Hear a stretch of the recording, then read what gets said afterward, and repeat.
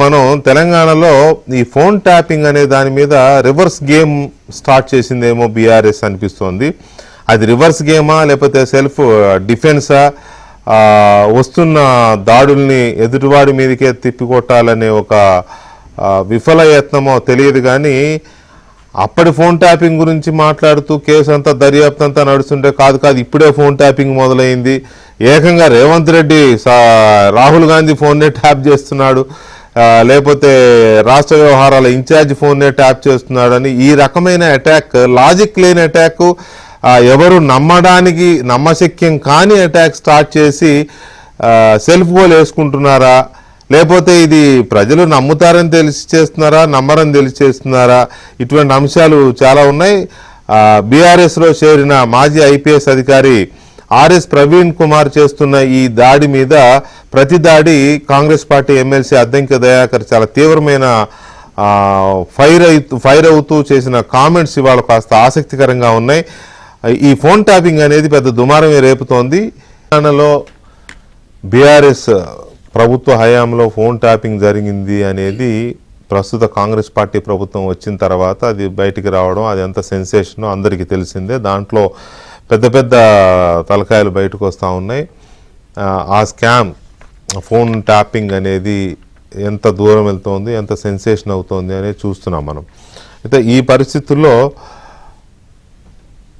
BRS party దీని నుంచి ఎలా బయటపడాలనుకుంటుందో, లేక దీన్ని కాంగ్రెస్ పార్టీ మీదకే ఎలా తిప్పికొట్టాలని ప్రయత్నం చేస్తుందో తెలియదు. కానీ ఒక్కొక్కరిని ప్రభుత్వం మీదకి ప్రయోగిస్తోంది. నిజానికి బీఆర్ఎస్లో చేరకముందు మాజీ ఐపీఎస్ అధికారి ఆర్ఎస్ ప్రవీణ్ కుమార్ గారు కూడా నా ఫోన్ కూడా ట్యాప్ అయిందని ఆరోపించిన వారే. ఇప్పుడు ఎమ్మెల్సీగా ఉన్న బీఆర్ఎస్ ఎమ్మెల్సీగా ఉన్న కవిత గారు కూడా నా ఫోన్ ట్యాప్ అయింది అన్నవారే. సో ఇలాంటి సిచ్యువేషన్లో ఆయన ఇప్పుడు వచ్చేసి ఆయనని మీ ఫోన్ ట్యాప్ అయింది అన్నారు కదా, అప్పుడు వచ్చి చెప్పండి అని పిలిస్తే ఆయన ఇప్పుడున్న ప్రభుత్వం మీద అటాక్ చేయడం అనేది ట్యాపింగ్ కేసుని దర్యాప్తు చేస్తున్నందుకు కొంచెం ఆశ్చర్యాన్ని కలిగిస్తుంది. పైగా ఇది సిబిఐకి ఇవ్వాలి అంటారు.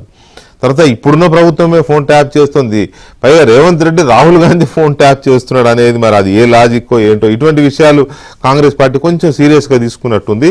దాని మీద పార్టీ ఎమ్మెల్సీ అద్దంకి దయాకర్ గారు మనతో ఉన్నారు, మాట్లాడదాం. దయాకర్ గారు నమస్తే అండి. నమస్తే వెంకటకృష్ణ.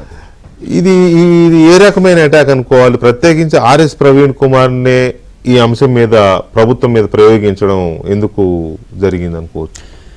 ఇప్పుడు కేసీఆర్ బయటికి వెళ్ళి మాట్లాడాడు, కేటీఆర్ మాట్లాడితే అది వర్కౌట్ అవ్వట్లే.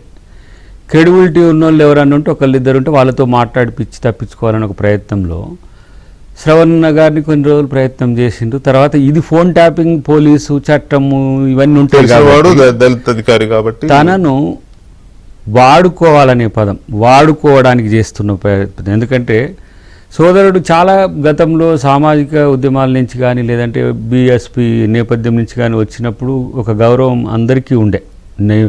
తను పార్టీ పెట్టినప్పుడు మా దగ్గరికి వచ్చింది, కొద్దిసేపు మాట్లాడినాం, ఎట్లా రాజకీయాలు చేసినాం. కానీ ఇలాంటి దిగజారుడు ప్రకటనల వల్ల మనోడు ఏమంటాడు, అసలు రేవంత్ రెడ్డి రాహుల్ గాంధీ గారి ఫోన్లు ట్యాపింగ్ చేస్తుండని నాకు అర్థం కాలేదు ఏంటిది అని. అంటే కేటీఆర్కి పిచ్చి లేసిందంటే నమ్ముదాం, కానీ ఈయనకి ఎక్కడిది మరి ఆ పిచ్చి? ఆయన పిచ్చి ఈయనకు రాసిండా, లేకపోతే ఈయనకే పిచ్చి లేచి ఆయన పిచ్చిని పూసుకుండా అనే దాని దగ్గర నాకు కొంత డౌట్లు ఉన్నాయి. అందుకని ఈరోజు కొంచెం సహజత్వానికి భిన్నంగా వారి మీద స్పందించిన తీరు. తర్వాత మేము ఫోన్ ట్యాపింగ్ చేస్తున్నాం, మా మంత్రులకి ఫోన్ ట్యాపింగ్ చేస్తున్నాం అనే ఆరోపణ చేసిండు. ఉన్నాయా ఆధారాలు? ఉన్నాయా? ఇలా కవిత తన ప్రభుత్వంలోనే తన ఫోన్ ట్యాపింగ్ అయిందన్న దాని దగ్గర అసలు సమాధానమే లేదు వాళ్ళ దగ్గర. మీరు ఆ విషయంలో మీరు స్పందించిరా అంటే స్పందించలేదు. రేవంత్ రెడ్డి గారి మీద ఒక ప్రాపగండా ఏజెంట్గా ప్రాపగండా చేస్తున్న కేటీఆర్కి ఏజెంట్గా మారినట్టుగా నాకు ఈరోజు కనపడింది. తన సహజ పార్టీలో ఉన్నప్పుడు ఆ పార్టీకి ఏజెంట్గానే ఉంటుంది కదా. ఇప్పుడు కొన్ని విషయాలు మాట్లాడాలన్నప్పుడు మాట్లాడగలుగుతారా అందరూ? తప్పును మాట్లాడమంటే, అబద్ధం చెప్పమంటే చెప్పగలుగుతారా? చదువుకోని వాళ్ళు ఇతరత్ర అని అంటే చెప్పలేము. కానీ నీకే తెలుసు, నువ్వే చెప్పినవి అన్ని ట్రోల్ అవుతున్నాయి కదా. ఇప్పుడు నువ్వు చెప్పిన మాటలే ట్రోల్ అవుతున్నాయి కదా. ఇగో ఇది నేను ఈరోజు మీకు పెట్టినా కూడా ఏంటిది, మైక్ దగ్గర పెట్టుకో. చేస్తున్నాడు. ముఖ్యమంత్రి తన బంధువైన ఒక ఎస్ఐ దుగ్గ్యాల ప్రణీత్ రావు 2007 బ్యాచ్ కి చెందిన ఎస్ఐకి రాత్రికి రాత్రి రహస్యోద్యోగం చేసి ప్రమోషన్ ఇచ్చాడు. ఆయన చేసిన గొప్ప పని ఏంది? ప్రమోషన్లు ఎప్పుడు ఇస్తారంటే యాక్సిడెంట్ ప్రమోషన్, ఉగ్రవాద కార్యకలాపాలకు వ్యతిరేకంగా పోరాడి ప్రాణాలకు దయించి పోరాడినప్పుడు వాళ్ళ ప్రతిభా పాట వాళ్ళని గుర్తించి వాళ్ళ సేవలను గుర్తించి ప్రమోషన్ ఇస్తారు. అది జీవో నెంబర్ 280. కానీ ఇలా జరుగుతున్నది ఏంటయ్యా అంటే ఇలా మా ఫోన్లు హ్యాక్ చేస్తున్నందుకు, మా ఫోన్లు ట్యాప్ చేస్తున్నందుకు, డీజీపీల ఫోన్లు, రేవంత్ రెడ్డి ఫోను, బండి సంజయ్ ఫోను, లేకపోతే ప్రవీణ్ కుమార్ ఫోను, వీళ్ళందరి ఫోన్లు ట్యాప్ చేస్తున్నందుకు బహుమతిగా ముఖ్యమంత్రి డైరెక్ట్ గా ఆయనతో కనెక్షన్ పెట్టి ఆయన బంధువు అయిన దుగ్గ్యాల ప్రణీత్ రావుకు మరి అలా ప్రమోషన్ ఇచ్చిండు. అది తప్పు అంటున్నా, చట్ట విరుద్ధం. అది ప్రజాస్వామ్య హక్కులను భగ్నం. అంటే ఈ మాట ఇప్పుడు సిట్ ముందు పోయి మనం చెప్పాలి. ఆయనే కదా ఇప్పుడు ఇందులో కీలకమైన కీలకం ప్రభాకర్ రావే తప్పించుకోకపోతేనే కదా ఇన్ని రోజులు మనం కేసీఆర్ గారు బంధువు అంటారు. ఇప్పుడు రాజకీయాలకు రాగానే మనం పూర్వం చేసిన మాటలకు క్రెడిబిలిటీ పోతుందా? పూర్వం చేసిన మాటలు పక్కకు పోతాయా? పైగా బహుజన్ సమాజ్ పార్టీ అధ్యక్షుడిగా ఉండి మాట్లాడిన మాటలే. ఇక్కడ నేను కనెక్ట్ అయింది అది. ఇప్పుడు మీరు పోయి సిట్టు ముందు చెప్పరు, అప్పుడేమన్నాడు? కోర్టు ముందే తేల్చుకుంటా, నేను చూస్తా, నా ఫోన్ ఎట్ట ట్యాప్ చేస్తారని. నీ ఫోన్ ట్యాప్ చేసినా కూడా నువ్వు స్పందించలేని స్థితికి దిగజారినవంటే నిస్సహాయ స్థిత, అవకాశం కొరక, అవకాశవాదం ఏదైనా పక్కన పెట్టు. ఈరోజు తన మీద ఎందుకు ఒక సాఫ్ట్ కార్నర్ ఉంటుంది అని అంటే, అఫ్ కోర్స్ సంథింగ్ కింది వర్గాల నుంచి మనకు వచ్చింది కాబట్టి మనం గౌరవించాల్సిన సందర్భం ఉంటుంది అనేది ఒక ఆలోచన ఉంటే, కేటీఆర్కు ఏంటి బానిసగా మారినట్టుగా మాట్లాడే మాటలు ఎవరు నమ్ముతారు, ఎవరు పట్టించుకుంటారు? ఇప్పుడు అది ముఖ్యమంత్రి గారి మీద చేస్తున్న స్టేట్మెంట్స్ అవి. రేవంత్ రెడ్డే జైలుకి పోతారని. రేవంత్ రెడ్డి గారు 9 సంవత్సరాల్లో మీ పాలనలో మీరు ఎప్పుడు ఆ కేసు పెట్టిన ఓటుకు నోటు, ఎందుకు మీరు దాన్ని ఎగ్జిక్యూట్ చేయలేదు? మీరు ఫోన్ ట్యాపింగ్ చేసి అధికారంలో ఉండి దాదాపు 6 సంవత్సరాలు అయింది అది జరిగి. 6 సంవత్సరాల్లో ఎగ్జిక్యూట్ ఎందుకు చేయలేదంటే, మీరు సాక్ష్యాన్ని ఇచ్చేటప్పుడు ఆ సాక్ష్యం ఏదో మీరు డాక్యుమెంట్ పెట్టాలి. ఫోన్ ట్యాపింగ్తోనే పట్టుకున్నారు అనేది కదా చర్చ. ఫోన్ దాన్ని కదిలిస్తే ఫోన్ ట్యాపింగ్లు ఇరుక్కుపోతామనే దాన్ని డ్రాగ్ ఆన్ చేసిండ్రు. మీరేమో ప్రజల సొమ్ము దోచుకుంటానికి ఫోన్ ట్యాపింగ్ చేసిండ్రు.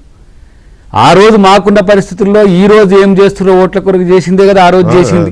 కాబట్టి అదొకటి. సరే, దాని సమర్థన అసమర్థన పక్కన పెట్టండి. కానీ ఈ రోజు నేను ఒక మాట అంటున్నా, ఫోన్ ట్యాపింగ్ చేసిన వివరాలు గనక బయటికి వస్తే టీఆర్ఎస్ పార్టీ ద్వితీయ శ్రేణి నాయకులు కాదు, కింది శ్రేణి నాయకులు కూడా తల ఉంచుకునే స్థితి ఉంటుంది. మనకు వస్తున్న ఫీడ్బ్యాక్ ప్రకారం మనం ఇప్పుడు ఆధారాలు లేవు చేయబట్టి బయట చెప్తే మీకెట్లా తెలుసు అనే ఒక చర్చ వస్తుంది.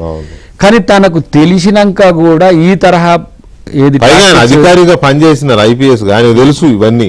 ఇవి దాంతోపాటు అసలు లా అండ్ ఆర్డర్ ఉందా, ఇట్లా దాడులు జరుగుతున్నాయి, అట్లా దాడులు జరుగుతున్నాయి, మైనంపల్లి మీద ఇట్లా కామెంట్ చేస్తున్నాం.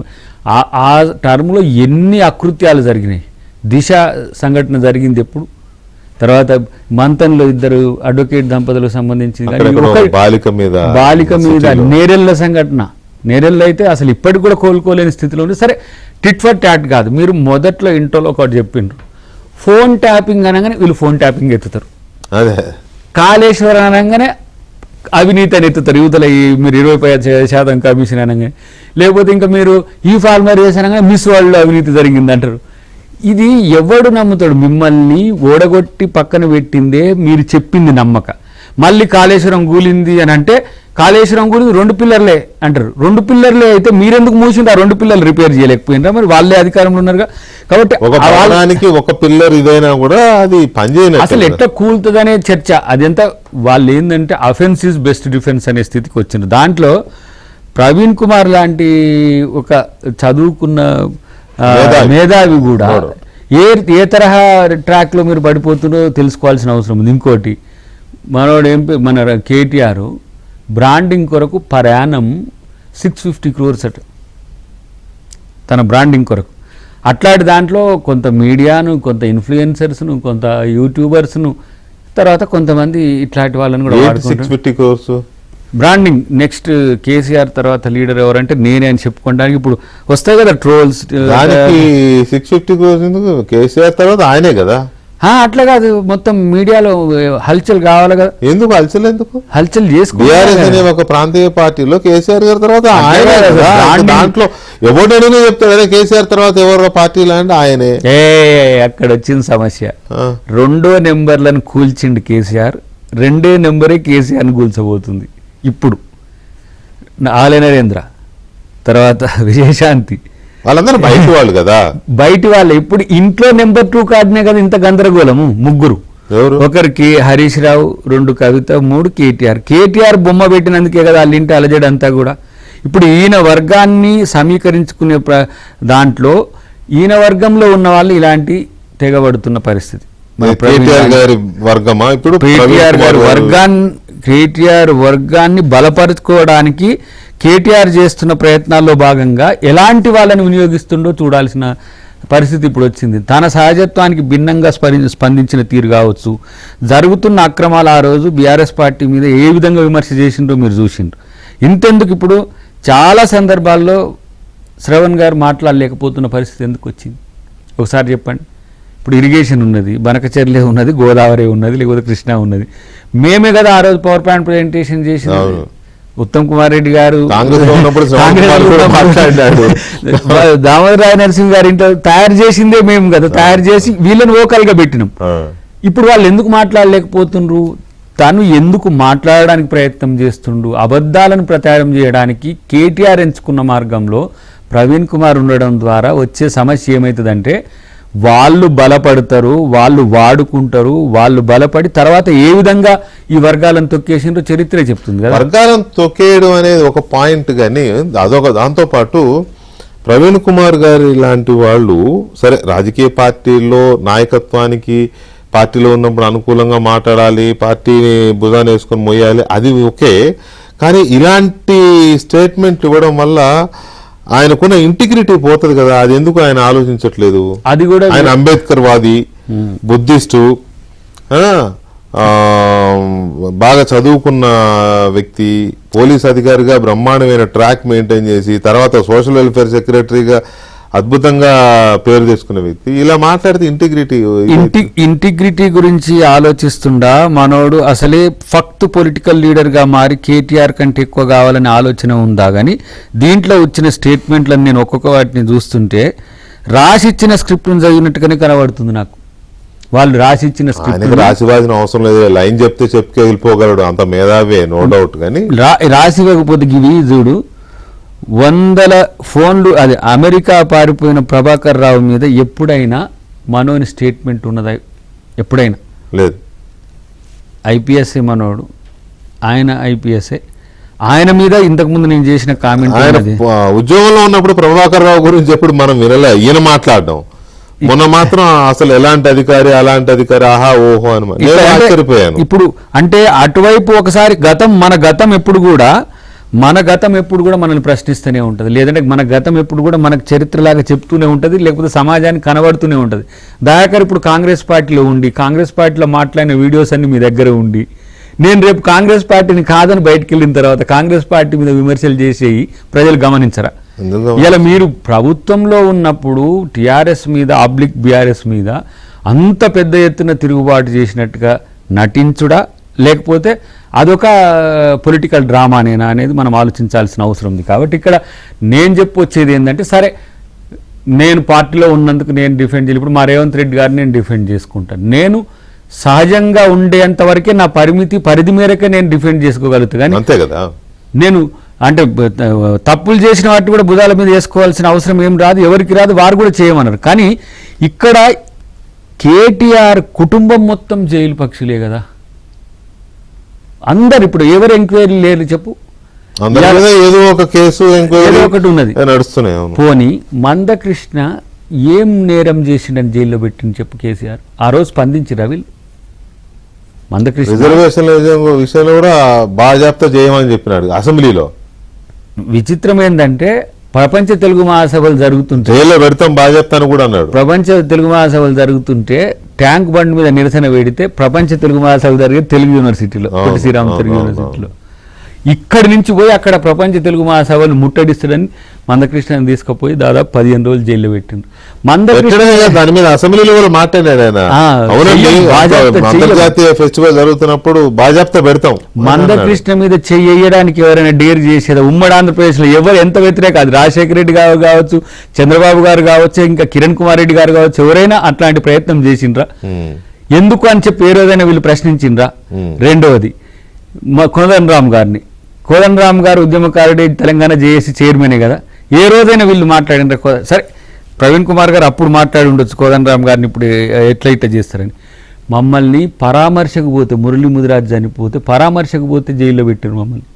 మీరు ఇన్ని కోట్లు దోచుకొని నంగనాచిలా మాట్లాడేటోళ్ళకి మీరు సమర్థిస్తే దొంగలకు కాపు కాసినట్టు కాదు. సమర్థిస్తాను మీరు అంటున్నారు, కానీ ఆయన ఆ పార్టీలో ఉన్నాడండి. ఆ పార్టీలో ఉన్నప్పుడు ఆ పార్టీని మరి ఇప్పుడు డిఫెండ్ చేసుకోవాలి కదా. డిఫెండ్ అంటే లేని అంశాలను ప్రచారం చేయమంటుండ్రా? అంటే పార్టీ నాయకత్వం ఆయనకు ఒక పని చెప్పింది. మాది కాదు, నేను ఒక మాట, పార్టీ నాయకత్వం అఫీషియల్ గా ఆయనకు ఒక పని చెప్పింది, వాళ్ళు దీని మీద ప్రెస్ మీట్ పెట్టు.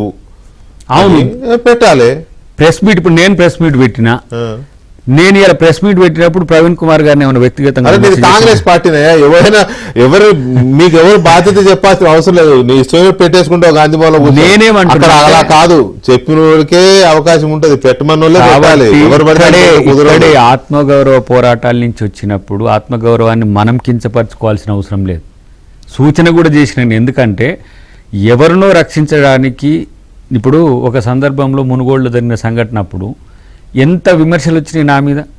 నేను పార్టీ ఇంట్రెస్ట్లో చేసిన కామెంట్స్ ఏవైనా సరే, ఇక్కడ ఇప్పుడు నీ అస్తిత్వానికి ప్రమాదం వచ్చే స్టేట్మెంట్స్ నువ్వు ఇవ్వడం వల్ల ఎవరికి మేలు జరుగు చేస్తున్నావు? ఎవరైతే తెలంగాణను తెగనమ్మడానికి ప్రయత్నం చేసిండ్రో, తెలంగాణ సామాజిక వర్గాల యొక్క అస్తిత్వాన్ని ఎలా ఫిజిల్ అవుట్ చేయాలని చూసిండ్రో వాళ్ళకు మద్దతుగా చెప్పడం అనేది దేనికి సంకేతంగా? మన మానవతా విలువలు ఎక్కడ పోయినాయి, నైతిక విలువలు ఎటు పోయినాయి, రాజకీయ విలువలు ఎటు పోయినాయి? ఇప్పుడు నేను మాట్లాడుతున్నా అంటే ఒక తప్పు గురించి నేను సమర్థిస్తే ఇంతెందుకు? కేసీఆర్ను ఏమన్నా నేను మొన్న పాప ముసలోడు హాస్పిటల్లో పడ్డాడు, ఉంటాడో పోతాడో అని మేమనుకుంటుంటే వీళ్ళకు బరి తెగించి ఇట్లా బజార్లో వచ్చి కొట్లాడుతున్నారు ఎందుకు అని ఒక స్టేట్మెంట్ ఇచ్చిన నేను. ఇస్తే కేసీఆర్ను దయాకరు చనిపోవాలని అన్నాడని చెప్పి స్ట్రోల్ ఇవాళ. అంటే వీళ్ళు ఎంతకు తెగబడుతున్నారంటే ఇలాంటి రాజకీయ దివాలా కోరుతనం ఎందుకు వచ్చింది కేటీఆర్? ఫస్ట్ కేటీఆర్ టీంలో నువ్వు ఉంటే నువ్వు ఒకసారి మిమ్మల్ని ఆత్మవిమర్శ చేసుకోండి. వాళ్ళు ఏ బ్యాచ్ తెలుసా మీకు? ఆంధ్రప్రదేశ్ ఉన్నన్ని రోజులు ఆంధ్రప్రదేశ్లో ఆంధ్ర నాయకులను తిట్టి బతికిండ్రు. తర్వాత ప్రభుత్వంలోకి వచ్చినాక ఆంధ్ర మిత్రులతో కలిసి వ్యాపారాలు చేసి అట్లా బతికిండ్రు. మళ్ళీ ఇప్పుడు పవర్ పోగానే భారత రాష్ట్ర సమితి అనే పేరు పెట్టుకొని తెలంగాణ రాష్ట్ర సమితిని తీసేసి భారత రాష్ట్ర సమితిని పెట్టుకొని మళ్ళీ ఇప్పుడు జై తెలంగాణ అంటూ 2 రాష్ట్రాల మధ్యన విద్వేషాలు రెచ్చగొట్టే కుట్రలు చేస్తున్నారు. ఎవరైనా ప్రశ్నిస్తే దాడులకు తెగబడుతున్నారు. మళ్ళీ ఆ దాడులకు బతకడము విద్వేషంతో ఎందుకు అంటున్నా నేను? వాళ్ళ అస్తిత్వం కొరకు తప్పితే ఆ నలుగురు తప్పితే మీరు బీఆర్ఎస్లో ఈ 25 సంవత్సరాల దానికి 25 సంవత్సరాలు ఎదిగి వచ్చిన నాయకులు ఎవరు? ఈటల రాజేందర్ ఏడ్చుకుంటూ పోయింది కదా పోలోమని. ఇప్పుడు అలా రాజకీయ భవిష్యత్తు ఎటేటో పోయి ఎటేటో తిరిగి నేను ఏదో మనం క్యారమ్స్ లో ఈ కాయను కొడితే అడుగు ఇటు పౌడర్ ఉన్నప్పుడు తిరిగినట్టుగా ఉన్నాయి. వీళ్ళు ఎవరికి ఆ డిస్టర్బెన్స్ లేదు. కవిత గారు చేసిన స్టేట్మెంట్స్ అయితే ఇంకొకరు అయితే ఆ పార్టీలో ఉంటారా? రవీంద్రనాయక్ గారిని ఏం చేసింది? ఇప్పుడు మీకు ఆ పరిస్థితి రేపు రాదని మీరు ఎందుకు అనుకుంటారు? నేను టిఆర్ఎస్ లో లేను కానీ జేఎస్ లో ఉన్న గేటు బయటకి తోసేశారు. నేనేమంటున్నా అంటే మేము వారి పార్టీలో లేకపోయినా జేఏసీలో ఉన్న తెలంగాణ కొరకు వాళ్ళకి మద్దతు చెప్పినాం. వాళ్ళకేం స్పెషల్ ప్రేమ ఏముండదు. వాళ్ళ బాగెట్లా అందరినీ వాడుకోవడం ఎలా, వాళ్ళు బాగుపడడం ఎలా, ఇది తప్పితే ఇంకొకటి ఉండదు. కాబట్టి వాళ్ళకి హితవు చెప్తుంది. ఎందుకంటే ద్వితీయ శ్రేణి నాయకత్వాన్ని అయినా తృతీయ శ్రేణి నాయకత్వాన్ని అయినా ఏ విధంగా వినియోగించుకోవాలని ఒక వాళ్ళకు ఆలోచన తప్పితే ఎవరికి కూడా మేలు చేసే సంస్కృతి. ఆయన చేసిన ఎలిగేషన్ దయాకర్ ఎంత పెద్ద ఎలిగేషన్ అంటే కాంగ్రెస్ పార్టీ రాష్ట్ర వ్యవహారాల ఇన్ఛార్జిగా ఉన్న మీనాక్షి నటరాజన్ గారి ఫోన్ కూడా ట్యాప్ అయింది, అధిష్టానంతో ఆమె ఏమేమి ఎప్పుడెప్పుడు మాట్లాడుతుంది అనేది కూడా తెలుసుకునే ప్రయత్నంలో ఉన్నట్టు అనుమానం అని చాలా పెద్ద ఎలిగేషన్. ఇది ఎట్లా ఉంటుందంటే అంటే ఆయన ఒక ఫస్ట్ ఆఫ్ ఆల్ మనం గమనించాల్సింది ఆయన ఒక ఐపీఎస్ ఆఫీసర్గా చేసినాడు అంటే డిపార్ట్మెంట్లో ఆయనకు సోర్సెస్ ఉంటాయి, కొలీగ్స్ అప్పుడు చేసిన కొలీగ్స్ ఉంటారు, లేకపోతే జూనియర్స్ ఉంటారు కదా. ఒకవేళ అటువైపు నుంచి ఏమైనా నిజంగానే మీరు చేస్తుంటే ఆయనకి ఏమైనా ఇన్ఫర్మేషన్ పోయిందా, ఇప్పుడు లేకపోతే గాలికి వేసిన ఒక మాటనా?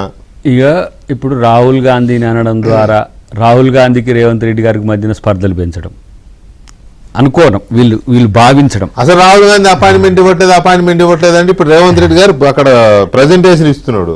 అసలు నేను రాహుల్ గాంధీ గారికి రేవంత్ రెడ్డి గారికి ఉన్న సంబంధాలు ఏదో కనీసం తెలియని వాళ్ళు ఈ కామెంట్స్ చేస్తారు. ఆఫ్ ది రికార్డులైనా ఆన్ ది రికార్డులైనా రేవంత్ రెడ్డి గారి పట్ల రాహుల్ గాంధీ గారికి ఉన్న అభిప్రాయం ఏందో తెలిస్తే చాలామంది పిచ్చులు లేచి కూడా తిరుగుతారు. అట్లా ఉంటుంది. ఆయన ఆబ్సెన్స్లో రేవంత్ రెడ్డి గారి గురించి ఏం చెప్తుండ్రో రాహుల్ గాంధీ గారి గురించి మాకు చెప్పిన వాళ్ళు నేను విన్నా కదా. ఇలా తెలంగాణ మోడల్ బీసీలకు రిజర్వేషన్లు కానీ లేదంటే ఏంది మన కుల గణన కానీ తెలంగాణ మోడల్ని మీరు తీసుకోమని చెప్పి దేశవ్యాప్తంగా ప్లీనంలో ఏఐసిసి ప్లీనంలో అహ్మదాబాద్లో అందరం దాదాపు 15 నిమిషాలు తెలంగాణ స్టేట్ గురించి రేవంత్ రెడ్డి గారి గురించి మాట్లాడండి. వాళ్ళిద్దరి మధ్యన స్పర్ధ పెట్టాలి. ఆమె ఇప్పుడు మమ్మల్ని ఉరికిస్తున్నది మా తల్లి. ఎందుకు ఆర్గనైజేషన్ స్ట్రక్చర్ని మీరు అందరూ కూడా సెటరేట్ చేయాలని ఇప్పుడు నేను కరీంనగర్ ఇన్ఛార్జిగా ఉన్నా. ఎప్పుడు ఇన్ని రోజుల నుంచి ఎప్పుడు కూడా జరగలే అట్లాంటి స్ట్రక్చర్ని నిర్మాణం చేస్తుంది పార్టీ. ఆమె పనిలో ఉంటే ఆమెకు రేవంత్ రెడ్డి గారికి పడతలేదు, ఆమెను కూడా ఫోన్ ట్యాపింగ్ చేసి అసలు రేవంత్ రెడ్డి గారికి ఫోన్ ట్యాపింగ్ చేయాల్సిన అవసరం ఏంటి? ఆ మాట అంటే కేసీఆర్ గారికి ఏం అవసరం అంటారు ఇప్పుడు? అది కేసీఆర్ గారికి ఏం అవసరమో రేపు సిట్ రిపోర్ట్ వస్తుంది కదా, దాన్ని మీరు ఎక్కడైనా ఛాలెంజ్ చేసుకోండి. With documental evidences or recorded evidences ఉంటాయి. అప్పుడు కాదు, నాకు అర్థం కావట్లేదు దయాకర్ గారు. ఇప్పుడు కవిత గారు నా ఫోన్ ట్యాప్ అవుతుందని చెప్పి అప్పుడు కదా వాళ్ళ గవర్నమెంట్లో, అవును, ప్రవీణ్ కుమార్ గారు నాకు మీరు వినిపించిన దానిపై అట్లా 2-3 సార్లు అన్నాడు ఆయన నా ఫోన్ ట్యాప్ అవుతుందని. అప్పుడు బహుజన్ సమాజ్ పార్టీ అధ్యక్షుడు ఉండి ఈ ప్రభుత్వం నా ఫోన్ ట్యాప్ చేసిందని ఈయనే 2-3 సార్లు గట్టిగానే ఆరోపణ చేశారు. ఇంకొకటి బయటపడుతున్నది ఏంటంటే ఆయన కుటుంబంలోనే ఎవరు కేసీఆర్ గారి కుటుంబంలో వాళ్ళ కుటుంబ సభ్యుల ఫోన్లు కూడా ట్యాప్ అయినాయి అని చెప్తూ ఉంటే అంత కీలకమైన వీళ్ళు చేసిన ఆరోపణలని మాట్లాడకుండా ఇప్పుడున్న ప్రభుత్వం చేస్తోందని ఎదురుదాడికి రావడం అనేది, ఎదురుదాడి చేపిస్తుండా అనేది ఒక చర్చ. ఇప్పుడు మాలాంటి వాళ్ళం కూడా పార్టీలో ఉండి సొంతంగా చేయడు, పార్టీ నిర్ణయంతోనే చేయాలి లేదా పార్టీ చేయమని. నేను ఇప్పుడు అది గుర్తు చేయడానికే నేను వచ్చి బయటకు వచ్చి ఇదంతా మాట్లాడాల్సి వస్తున్నది. నేను అంటే మీకు ఎట్లా ఆత్మీయుడో మా అందరికి కూడా అట్లనే దగ్గర సోదరుడే కదా. కానీ నీ కెరీర్ ఎన్ని కష్టాలతో వచ్చిన దాన్ని వాళ్ళు డిస్ట్రాయ్ చేస్తుంటే చూసి ఉండలేక కూడా ఇలాంటి విమర్శలు అట్లనైనా మీరు విమర్శలతోనే క్యారెక్టర్ అసాసినేట్ చేసుకుంటున్నారు అనేది ఎవరితోనే వాళ్ళతోనే వాళ్ళ క్యారెక్టర్ అసాసినేషన్ చేయించడం అనేది వాళ్ళ ప్రత్యేకత. ఏది ఈ కేసీఆర్ గారి కుటుంబం ప్రత్యేకత. నేనంటున్న ఒక మాట, కేసీఆర్ బయటికి వెళ్ళి ఎందుకు మాట్లాడాడు, కేటీఆర్ మాట్లాడితే ఎందుకు ఇంటలేరని ఇప్పుడు ఆయన ఫ్రస్ట్రేషన్తో మాట్లాడుతున్న ఖమ్మంలో కానీ ఇక్కడిక్కడ ముఖ్యమంత్రి మీద కాంగ్రెస్ పార్టీ మీద చేస్తున్న కామెంట్స్ జనం గమనిస్తలేరా? కాబట్టి ఇప్పుడు వీళ్ళను తెర మీదకి తీసుకొచ్చి ఇప్పుడు ఆర్ఎస్ ప్రవీణ్ కుమార్ గారు అంటే రేవంత్ రెడ్డి గారికి ఎంత గౌరవం ఉంటుందో నాకు తెలుసు వ్యక్తిగతంగా. ఆయన వచ్చి ఆర్ఎస్ ప్రవీణ్ కుమార్ గారి మీద కామెంట్ చెయ్యడు ఆయన ఏం చెప్పినా. కాబట్టి దాన్ని పెట్టినా కూడా ఆఫీసర్ గా కానీ ఇంకోటి కానీ గౌరవం ఆయన ఏ పార్టీ అనే విషయం కూడా పక్కన పెట్టు వారి మీద ఉన్న గౌరవం దాన్ని దిగజార్చుకోవడం అనేది మనోని కెరీర్కి కానీ మనోని ఏమంటాము ఆలోచన విధానానికి కానీ మంచిది కాదు అని చెప్పడానికి ప్రయత్నం చేస్తున్నాం. ఏముంటుందండి రాజకీయాల్లో రేపటి రోజున ఒక్కసారి క్రెడెన్షియల్స్ గమనించాము. ఇక్కడ శ్రవణ్ గారు కానీ మన ప్రవీణ్ గారు కానీ ఉస్మానియా నుంచి వచ్చిన ప్రొడక్ట్స్ అంటే ఆ భావజాలం లేకపోతే ఆ ఇంటిగ్రిటీ అంత తొందరగా వాళ్ళను ఇది చేయదు. మరి నాకు చాలా వస్తున్నాయి ఇవన్నీ మెసేజెస్, అవన్నీ చెప్పి మనల్ని పలచన చేయొద్దనే ఉద్దేశం తప్పితే వేరేది కాదు. కానీ ఇప్పుడు ఆర్ఎస్యు నుంచే వచ్చినట్టుగా సమాచారం ఉంది. మన ప్రవీణ్ తర్వాత ఎన్నో జరిగినాయి పరిణామాల్లో పోలీస్ ఆఫీసర్గా ఉన్నప్పుడు విమర్శలు ఉన్నాయి, ఇవన్నీ ఉన్నాయి.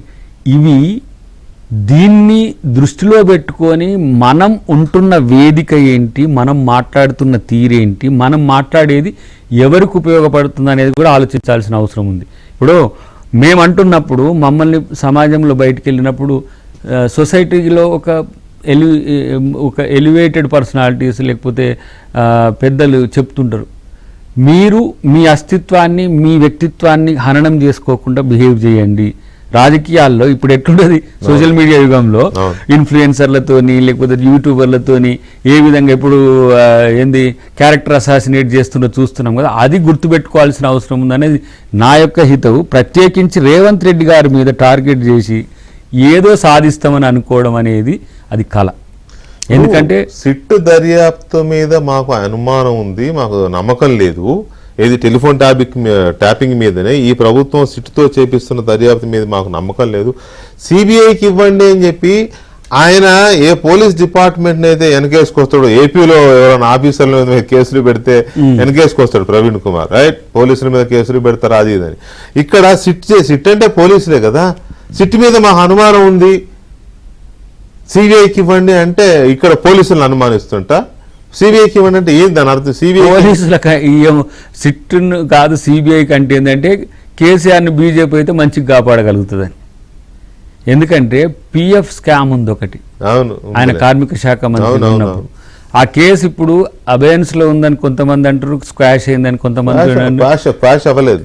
అయితే ఇప్పుడు ఈ 10 years లో ఒక్కసారి కేసీఆర్ గారి ఇంటి మీదకి వచ్చింది ఈడీ, ఒకే ఒకసారి. అవును, అదే మిగతా వాళ్ళ ఇష్యూస్లలో ఎట్లయినా ఇప్పుడు ఇప్పటికీ సోనియా గాంధీ గారి మీద ఈడీ కేసు ఇష్యూల్ని ప్రతిసారి నడుస్తూనే ఉంది కదా, మరి ఎందుకు సిబిఐ కానీ ఈడీ కానీ కేసీఆర్ని కాపాడుతున్నది? ఇప్పుడు ఇదే అంశం ఉంది, ఏది మనం ఈ ఫార్ములా కేసు ఉంది. ఆర్బీఐ రెగ్యులేషన్స్ పక్కన పెట్టేసి విదేశీ మారక ద్రవ్యాన్ని ఆ దేశంలో చెల్లించిన ఘనత మనది. అది ఎలక్షన్ కోడ్ ఆఫ్ కండక్ట్ ఉన్నప్పుడు మరి అప్పుడు ఎందుకు ఈడీ రావట్లేదు? ఇవన్నీ కూడా బీజేపీ కాషాయం తర్వాత గులాబీ యొక్క స్నేహబంధం, అది రహస్య చీకటి ఒప్పందం, అది భవిష్యత్తులో ఇంకా మీకు అప్పేరెంట్గా వస్తుంది. కాబట్టి ఇప్పుడు సిబిఐ కోరడం వెనుక ఉద్దేశం ఇదే. ఇగో కాళేశ్వరంలో ఉంది అనుకో, కిషన్ రెడ్డి వెళ్తాడు సిబిఐకి ఇచ్చేయండి అంటాడు. అంటే ఇక్కడున్న ప్రిమాఫేసి లోకల్ పోలీస్ స్టేషన్ కాదని నువ్వు ఎస్పీ ఏం చేస్తాడు, డిఐజీ ఏం చేస్తాడు, డీజీపీ ఏం చేస్తాడు. ఇక్కడ ఎస్ఐటీలో ఉండే సిట్లో ఉండే పోలీసుకు ఉండే సమాచారం మేమిచ్చిన సమాచారమే కదా రేపు సిబిఐ అయినా కూడా సిబిఐకి ఇస్తే కూడా సిబిఐ ఏం చేస్తా అంటే సిట్ ఇప్పటి వరకు చేసిన దర్యాప్తు చేసిన మొత్తం డీటెయిల్స్ తీసుకుని అక్కడ నుంచి కంటిన్యూ చేస్తారు. లేదంటే వాళ్ళు ఏమైనా కొత్తగా ఏమైనా క్రియేట్ చేసేది ఉంటుందా? వాళ్ళు కూడా ఇక్కడ పోలీసులు సహకారం బేస్ చేసుకుని. కాబట్టి సిబిఐ అనే దాని వెనుక డ్రాగ్ అవుతుంది, లేకపోతే మేము బేరం ఆడుకునే ఉద్దేశం అదే, డ్రాగ్ అయితే అవుతుంది. సిబిఐకి ఇస్తే స్పీడ్ ఉండదు. ఇక్కడ ఏది మన కవిత గారి ఇష్యూలో కూడా చాలా డ్రాగ్ చేసి రాజకీయంగా నష్టపోయినామనే ఒక ఆలోచనతో బీజేపీ ఉండే, కానీ ఇప్పుడు వస్తే వాళ్ళ చేతిలో బలం ఉంటుంది. ఇప్పుడు బీఆర్ఎస్ జుట్టు బీజేపీ చేతిలో ఉంటే వాళ్ళు ఎక్వైర్ చేయొచ్చు, మర్జీ చేసుకోవచ్చు. ట్రోల్ అవుతుందిగా ఇప్పుడు ఏదో బీఆర్ఎస్ లో ఉపరాష్ట్రపతి కేసీఆర్ అనే ఇది నడుస్తుంది, నడుపుతూనే ఉంటారు అట్లా. కానీ ఇక్కడ నేను స్పెసిఫిక్ గా చెప్పొచ్చేది ఏంటంటే రేవంత్ రెడ్డి గారి మీద అబద్ధాలు ప్రచారం చేసే ఎవరైనా, including media, I'm underlining including media, మీరు వాళ్ళ ప్రాపగండాకు సపోర్ట్ చేసే వ్యూస్ ఇచ్చినా దానికి సపోర్ట్ చేసినట్టున్నా మీరు లీగల్ గా మీరు ఫేస్ చేయాల్సి వస్తుంది. అది ప్రవీణ్ కుమార్ గారు కావచ్చు, మీడియా కావచ్చు. మరి అంటే ముఖ్యమంత్రి అంటే ఆ మాత్రం భయం లేకుండా ఇష్టం వచ్చినట్టు మాట్లాడితే, ఆ మాటకు వస్తే సోషల్ మీడియాలో రేవంత్ రెడ్డి గారిని అత్యంత హేయంగా నీచంగా చాలా మంది పెడుతున్నారు, మా మీద కూడా పెడతారు, అది వేరు. కానీ ఒక మాట వెంకటకృష్ణ గారు గుర్తుపెట్టుకోండి, every dog has a day. గుర్తుపెట్టుకోండి, ఇష్టం వచ్చినట్టు మాట్లాడతామంటే సమాజంలో ముద్దాయిలు అవడం సెకండరీ. కానీ ఇప్పుడు వైట్ ఛాలెంజ్ అప్పుడు మనోడు ఎక్కడికి పోయిండు, హైకోర్టుకు పోయిండు, నా ప్రిస్టేజ్ తీస్తున్నారు, నా జుట్టు ఇవ్వమంటుండ్రు, నా పనులు ఇవ్వమంటారు, నా గోర్లు ఇవ్వమంటున్నారు అని. ఇలా మీరు ఛాలెంజ్ చేసిన రోజు రాకపోగా మీరు కోర్టును ఆశ్రయించి నాకు డిఫమేషన్ అవుతున్నాను అన్నారు. ఇలా మరి ముఖ్యమంత్రి మీద మీరు చేస్తున్న కామెంట్లు ఎంత సభ్య సమాజం తలదించుకునే విధంగా ఉందో మీరు చూసుకోండి. కానీ మా ముఖ్యమంత్రి తెగబడితే తిరగబడితే ఒక్కళ్ళు కూడా, నేను అదే చెప్పిన, రెచ్చగొడితే నష్టపోయేది ఎవరో మంచిగా గుర్తుపెట్టుకో, రేవంత్ రెడ్డి పూర్వరూపం ఇంకా ఏదో లేదు, ఏదో మామూలుగా కామ్గా ఉంటుండు ఆయన ఎందుకంటే మిమ్మల్ని పట్టించుకోవద్దని అదే. ఆయన ఉద్దేశం ఏంది, ఇగ్నోర్ చేయాలి. ఆయన ఉద్దేశం ఏంది, ఇప్పుడు మా పథకాలు లేకపోతే రేవంత్ రెడ్డి యొక్క లక్ష్యాలు ఏముంటాయి, ప్రతిపక్ష నాయకుడు రాని పార్టీ ఈరోజు ఈ రాష్ట్రంలో ఉండడం, ప్రతిపక్ష నాయకుడు అనేసరికి కేసీఆర్ లేకపోతే మీకు సభ నడవదా, రాజకీయాలు నడవంటే ఆయన లేకపోతే సంవత్సరంన్నర నడుస్తుంది, ఇంకెన్ని సంవత్సరాలు నడుస్తుంది, వాళ్ళతో మొదలు కాదు చివరి కాదు. కానీ రాజకీయాల్లో విలువలు పాటించాల్సిన అవసరం ఉంది. Right. వాళ్ళు చేస్తున్న ప్రాపగండాకు ఎవరు కూడా సమర్థన ఉండకుంటే మంచిదని చెప్పి నేను ఒక స్వీట్ వార్నింగ్ అనుకుంటో, లేకపోతే బెదిరిస్తున్నావు అనుకుంటో, హితం అనుకుంటో, సూచన అనుకుంటో అది ఆలోచించుకోవాల్సిన అవసరం అయితే ఉంది. రైట్ దయాకర్ గారు, థ్యాంక్ యూ వెరీ మచ్ చర్చకు వచ్చినందుకు. ఇది